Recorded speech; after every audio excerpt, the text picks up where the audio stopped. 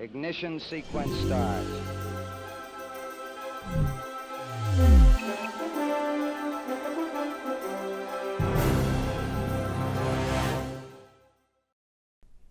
Good morning, and welcome to a look inside the International Space Station Flight Control Room, where the Orbit 2 team of flight controllers is busy keeping tabs on space station systems and assisting the Expedition 65 crew members as they finish today's tasks with an eye on a mostly off-duty weekend to come.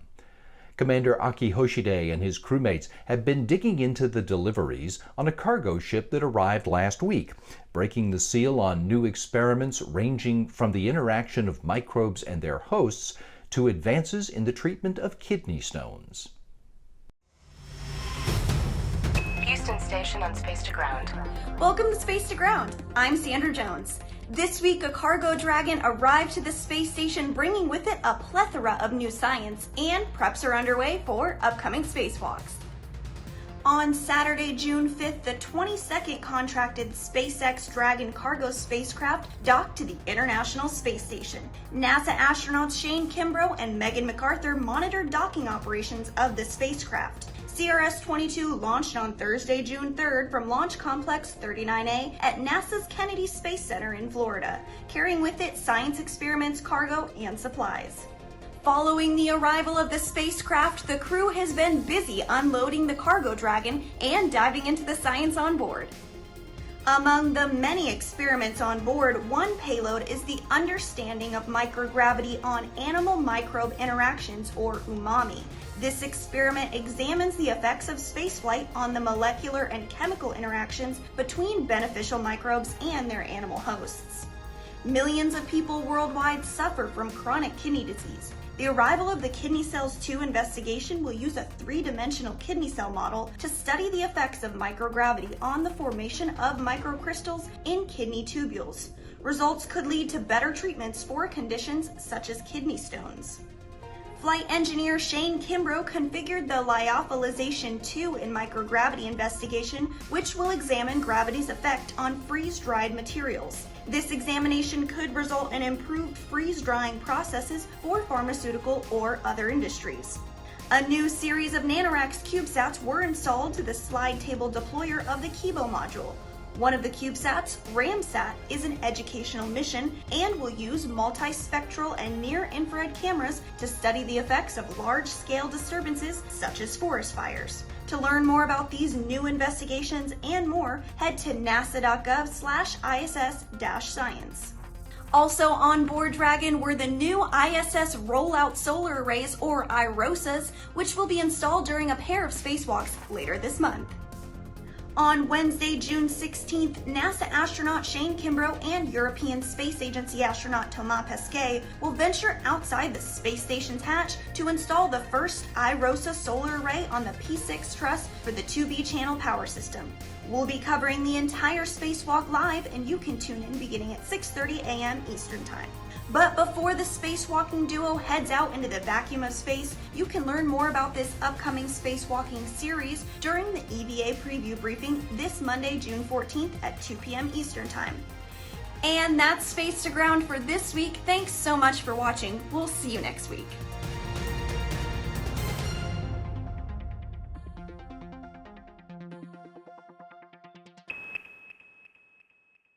While spacewalkers Shane Kimbrough and Thomas Pesquet spent time on spacewalk prep this week, the truth is preparations for a spacewalk actually begin long before the crew members even launch. In this demonstration video, astronaut Ricky Arnold shares some of the training astronauts get on the ground to be ready to walk in space.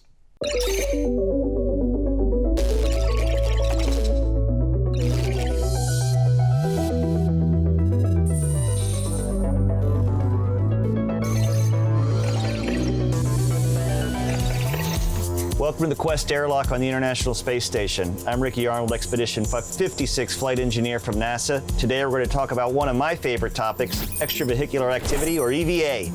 Going out on an EVA or a spacewalk has been one of the most amazing experiences of my life. But it's also one of the most complicated and dangerous things we do during human spaceflight. There's a lot of equipment to prepare and maintain, and we do months of training to make each EVA a success. If you think it sounds complicated, you should see all of it in action. Let's start with training and how we get ready for a spacewalk. Space is an extreme environment that presents many hazards. If we're going to go outside the safety of the ISS, we have to be prepared. That's why EVAs are designed with safety as the utmost priority. We astronauts spend a lot of time in the classroom, just like you are now, learning about the hardware we'll be using and the specific parts of the space station we'll be working on.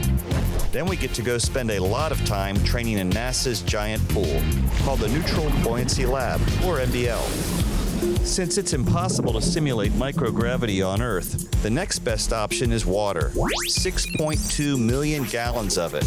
The NBL is 40 feet deep, 202 feet in length, and 102 feet in width. A lot of room to have a full-scale working model of the ISS, which we need for practicing our EVA maneuvers and assigned tasks. We get suited up and weighted so that we're neutrally buoyant in the water. So we don't sink to the bottom and we don't float to the surface. It's a great way to simulate the microgravity we'll be experiencing. We do several dress rehearsals of the EVA before we launch. This gives us the opportunity to prepare for any anomalies that may occur. We spend at least 5 hours practicing in the NBL for every 1 hour planned for the spacewalk. So we are very well prepared to execute the EVAs once we are in orbit. Once we are up in orbit, the EVA preparation continues. First, we must perform a pre-breathe protocol to displace the nitrogen in our tissues and help prevent a condition called decompression sickness. During pre-breathe, we breathe 100% pure oxygen and do some light exercise to help purge the nitrogen from our bodies. During pre-breathe, we will also don our extravehicular mobility unit, or EMU. This is a fancy name for a spacesuit. The spacesuit is basically its own spacecraft, shaped like a human. There is usually a red stripe on the leg of one astronaut, but not the other, so the ground can tell who is who. To ensure our safety at all times, we are always aware of our safety tethers and where we are in relation to our spacewalking buddy. Hey, buddy. There's a fellow crew member called the IV, the intervehicular crew, on the inside of the airlock, watching and communicating with us as the EVA progresses. We are also prepared for several contingencies should they occur. First, we are trained on the use of a jetpack that can be used to maneuver in the event of an emergency rescue. It's called a SAFER, or Simplified Aid for EVA Rescue. The view during an EVA is magnificent. It's beautiful out there. It's also extremely dangerous, but our months of preparation and all of those dedicated people working on the ground, working around the clock, ensure we are safe as possible when we work outside the ISS. EVAs have allowed us to build and maintain the ISS, repair mission-critical hardware, investigate malfunctions, install new hardware, and the view, unbelievable. See you next time.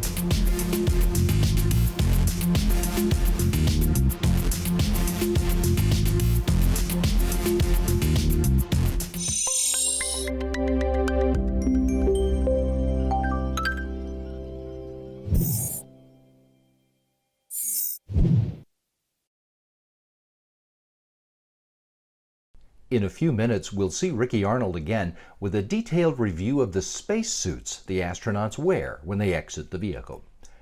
Now, the laboratories at the International Space Station provide a setting for scientists to do experiments that take the force of gravity out of the equation. For example, there's an experiment that's studying sediments of quartz and clay and focusing on the forces between particles that cluster together.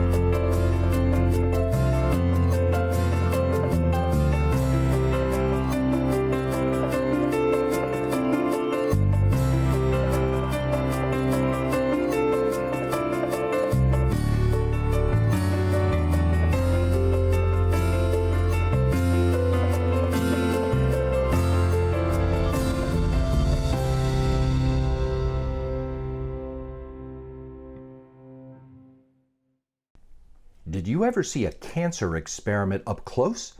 You're about to. In 2018, astronaut Serena Auñón-Chancellor turned on a camera while working with the Angie-X cancer therapy experiment in the International Space Station's Destiny Laboratory module, and gave us a look as she grew and examined endothelial cells, which are important in the human body's blood supply system. Hey, good morning and welcome to ISS. Today I am working on the Angie-X cancer trials up here on ISS. We've actually spent quite a bit of time working on this. And what we're looking at here is something called an endothelial cell. And an endothelial cell, you find these cells in every blood vessel in your body. And so people wonder why we're growing these cells up on ISS. And scientists believe that cells in the body grow very similar up here on ISS. A lot of times scientists try and grow these endothelial cells in the ground and they don't live for very long. And they think for some reason they grow better up here in space. And that's one of the things we're testing on orbit here. And you can see some of these cells right here on the computer.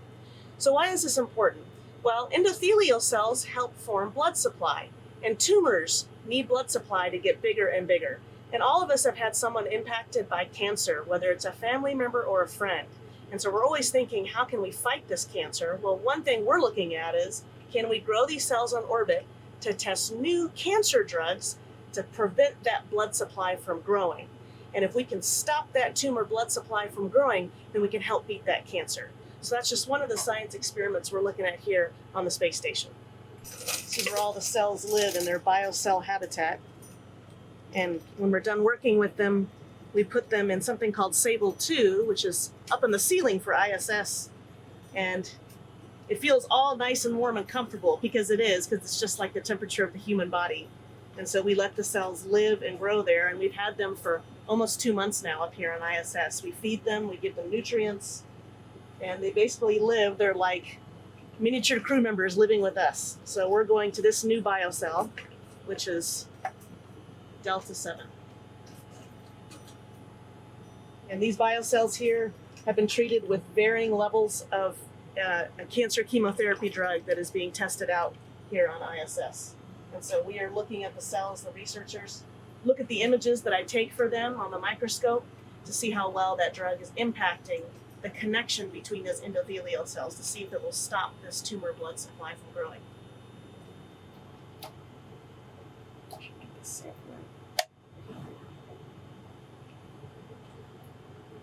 Make sure that's level. Main positions are forest and spaceflight at the leftmost position for the first image.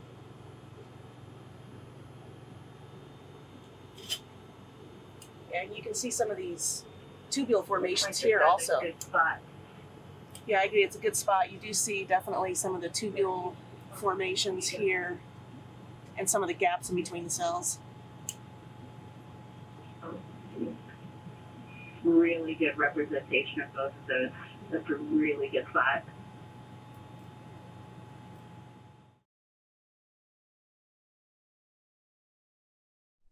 The Cargo Dragon spacecraft that arrived last week is part of the growing commercial space economy, which the International Space Station has been encouraging for more than 20 years now.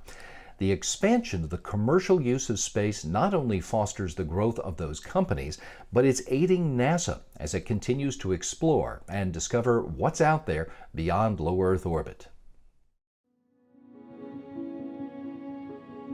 Those striving to develop their products and conduct research beyond Earth's atmosphere are seeing their visions come to life through the International Space Station National Lab and partnerships with NASA. NASA, in turn, is gaining new resources to aid in its mission of exploration and discovery. Thanks to these partnerships, the world is benefiting from the ingenuity of those who are taking their ideas to gravity's edge.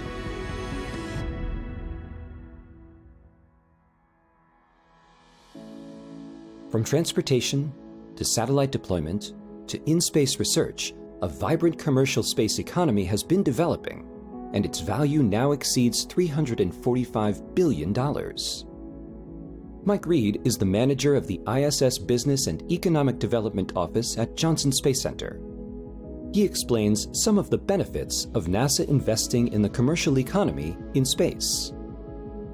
commercialization of low Earth orbit frees up resources NASA needs to continue its exploration of space. Even as NASA prepares to return to the Moon, go to Mars, and continues engaging with other space missions, we'll always need a platform in low Earth orbit. That platform enables crew training, advanced systems development, and fundamental and applied research. But expanding use of the space station to commercial companies enables a new market. By having the commercial sector join us, we can continue our space exploration while providing access to a platform that helps create jobs, build revenues, and ultimately create many new products that are beneficial to people on Earth. In terms of research, many companies are making use of the ISS U.S. National Laboratory to run their research and technology development investigations in microgravity. They include well-known corporations like Procter & Gamble, who have used the station to study colloids with a goal of improving the quality and lifespan of their products, such as shampoo and laundry fabric softener. Merck, the multinational pharmaceutical company, uses the National Lab to study the growth properties of three-dimensional protein crystals. Their work could lead to more effective delivery systems for cancer treatments. Even companies not as well known right now are seeing big dividends coming from their research. Lam Division, for example, is using the microgravity conditions on the station to advance the development for treating the effects of retinal degeneration, with the goal of restoring the vision of those people affected by it. In addition to research opportunities, the space station contributes to expanding the space economy in other ways. Reed explains, the capabilities of launch providers such as SpaceX and Northrop Grumman have grown dramatically over the last decade. The cost of placing cargo into orbit has dropped dramatically, which opens up the space marketplace to many more non-governmental entities who simply could not afford the costs of reaching space before. Now, SpaceX has brought astronauts to the station from American soil for the first time since 2011, and the first time ever on a privately owned launch system. The Commercial Crew Program provides a huge long-term benefit for both private companies and NASA. Today, thanks in part to the space station, commercial and other non-governmental entities are entering the space economy in significant numbers. What these new partnerships can accomplish together will drive the in-space marketplace and NASA's grandest missions to new heights, as well as improving quality of life for people on Earth. For more science and research from the International Space Station, go to www.nasa.gov/ISS-science. To discover more about the space on, around, and beyond our planet, visit science.nasa.gov.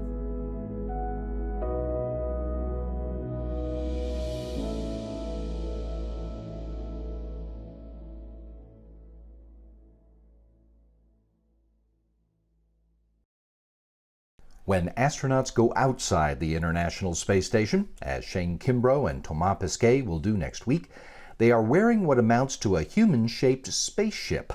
In this demonstration video, astronaut Ricky Arnold gives us a tour of the critical parts of the spacesuits that keep astronauts safe as they work in the harsh environment of space.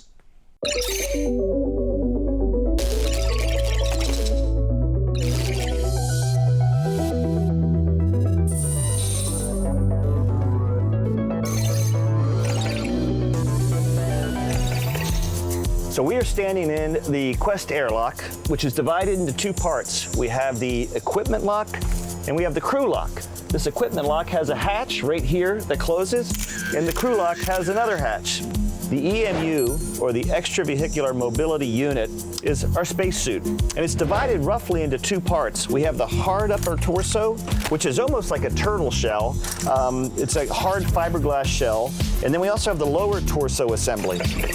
These spacesuits are our own little spacecraft, and they have everything you need to keep you alive out in space for 7 to 8 hours, maybe even longer, depending on how hard you're working.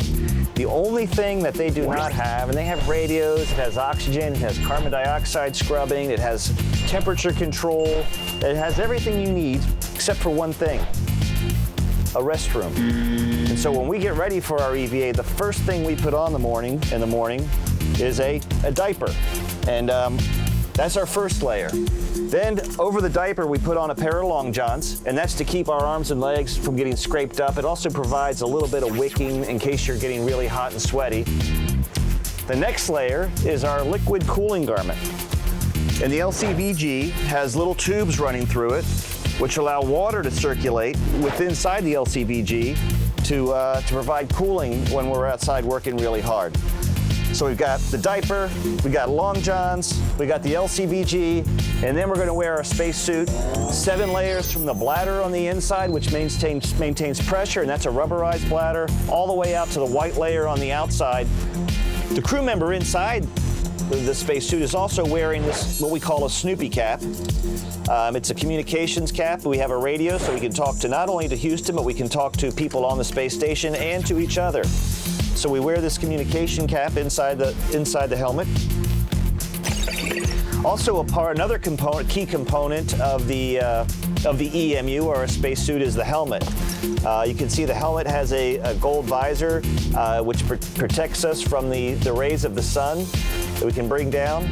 It's pretty bright out there, and this gold visor helps reflect the rays of the sun so we can actually see and operate in daylight.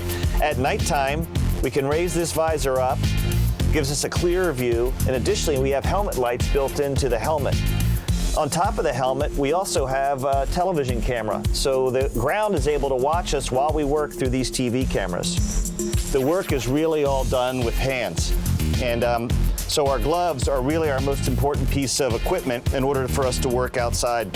And one of the real challenges of a spacewalk is you have this heavy gloved hand, which is inflated, so it wants to stay like it's blown up like a balloon. But we walk by grabbing onto handrails and making our way along the ISS. So every time you move your hand, you're fighting against a balloon that wants to inflate.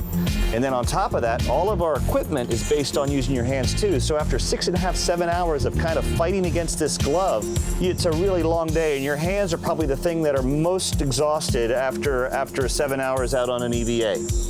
Well, we're going out to work. You probably saw me move this mini workstation. The way we carry our tools is on a mini workstation, which is carried on the front. Every single tool we use is tethered to us. We do not want to accidentally create satellites. Our primary way of remaining attached to the ISS, if we're not using our hands, are these waist tethers. And you can see they just have a big hook. They go around a rail or anything else on the ISS and latch on, and it actually has a locking mechanism as well to hold us nice and tight. So we always want to have one of these attached if we're not holding on with our hands as well. The back of the EMU has our life support system. The life support system contains all the equipment we need, from a UHF radio down to the oxygen tanks that provide primary oxygen. One of the challenges inside this sealed environment, it's very easy to carry our own oxygen with us, but we generate a lot of carbon dioxide, particularly when we're out there working very hard. So to combat that and to deal with that, we have these canisters called Medox canisters, which are just silver oxide. They are carried in the backpack along with a very large battery, which provides all the electricity for us. I don't have a battery here to show you today because we're in the process of charging them. We're about a month out from doing a spacewalk, and we've already started getting ready for that. So this Medox canister is able to remove about 7 to 8 hours of carbon dioxide that a human can generate inside the spacesuit.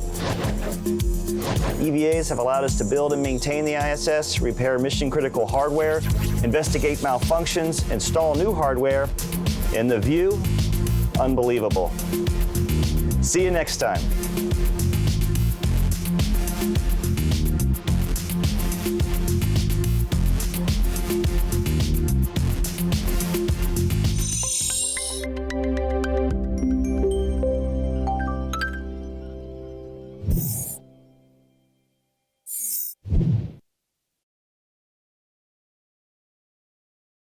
Spending a long mission looking out the windows of the International Space Station, 250 miles above the Earth, tends to make astronauts think a bit differently about the home planet. NASA astronaut Anne McClain has had that experience. Her perception of Earth was particularly changed by the experience of her first spacewalk.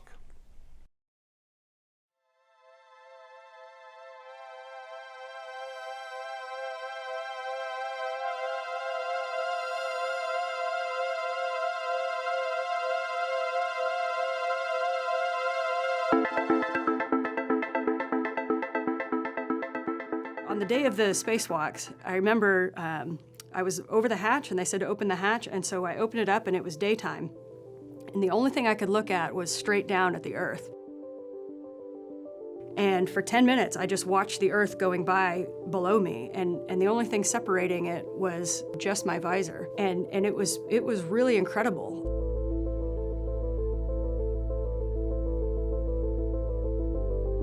And then we exited. They said go ahead and exit the space station. And I remember that was the first time I really got the sensation that I was being pulled by gravity.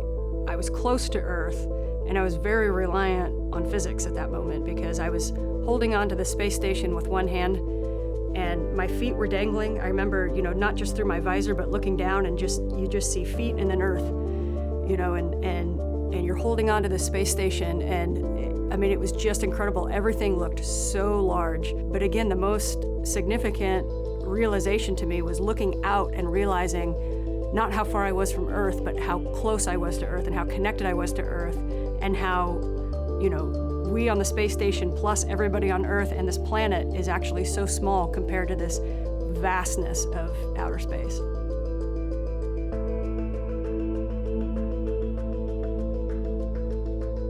We have a small amount of gravity that keeps us in orbit around the Earth.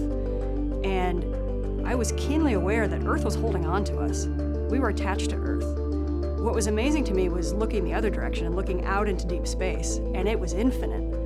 And I realized, as I had one hand on the side of space station and we were both orbiting Earth, I felt I was very connected to Earth, like it was mine. There was some ownership there, and not my hometown or my city or what I was familiar with, but the entire Earth. I felt an ownership and a kindred spirit with every part of it.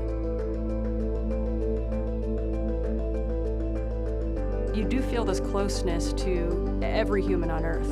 You have this really distinct recognition that every single person you will ever meet, you have more in common with than you do different, no matter what. Having been part of a program that takes so many people working together and doing the right thing, and you go, wow, look what we can do when we focus on that majority of us that are alike, that have a common dream. No matter where we grow up, everybody looks up at the sky and says, what else is out there?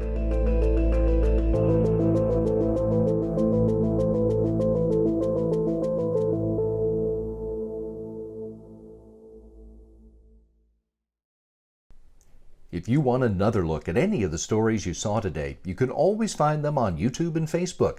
You'll also find lots of other great features on a variety of NASA topics, so look around.